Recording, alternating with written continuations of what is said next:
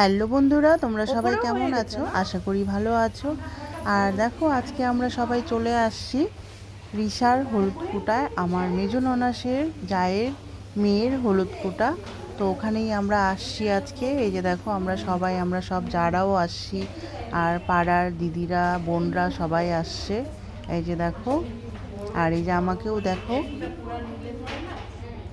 আর এই যে দেখো, এখানে হলো হলুদ, ধান, তেল, সিঁদুর, পান সুপারি, এগুলো সব এখানেই হলুদ কোটা হবে এই হামল দিস্তার মধ্যেই। তো ওটা জুকার দিয়ে বসানো হলো, ধান দুব্বা দিয়ে।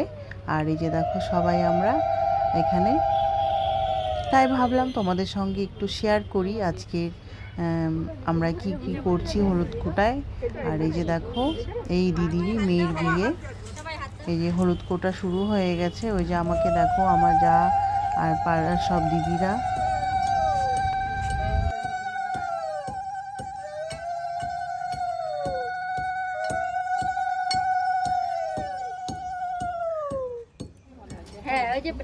দেখা যাচ্ছে দেখা যাচ্ছে দেখা যাচ্ছে।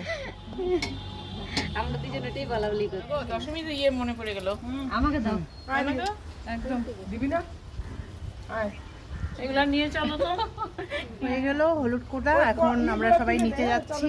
আর এই যে দেখো, আমার যা, আর এই যে আমার সেজো যা, আর ওইদিকে আছে আমার মেজো যা, বাকিরা পাড়ার যাও। আর সবাই আছে। এই যে দেখো, সবাই একসঙ্গে আমরা।